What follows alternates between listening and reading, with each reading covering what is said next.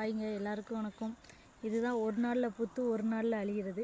இது ஒரே நாளில் பூத்தன்னைக்கே நம்ம எடுத்து பறித்து சாப்பிட்டுட்டோன்னா சந்தோஷம். இல்லை ஒரு நாள் விட்டு மறுநாள் பார்த்தோம் அப்படின்னா இது வேஸ்ட்டு. இங்கே பாருங்கள், நேற்று பூத்துருக்கு, நேற்று பார்த்துருந்தோம் அப்படின்னா காளான் குழம்பு ரெடி எங்கள் வீட்டில். நான் நேற்று பார்க்கல. இங்கே பாருங்கள், இதுக்கு ஒரு சொட்டு தண்ணி கூட கீழே வராதுங்க.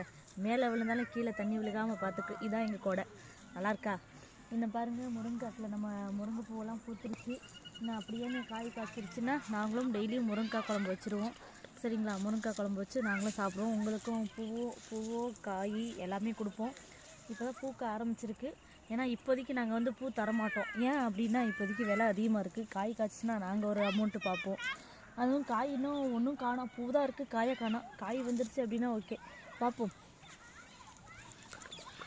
கரும்பு முருங்கை ரகம் இதான். சரிங்களா? நாங்கள் நட்டது. அப்புறம் என்ன?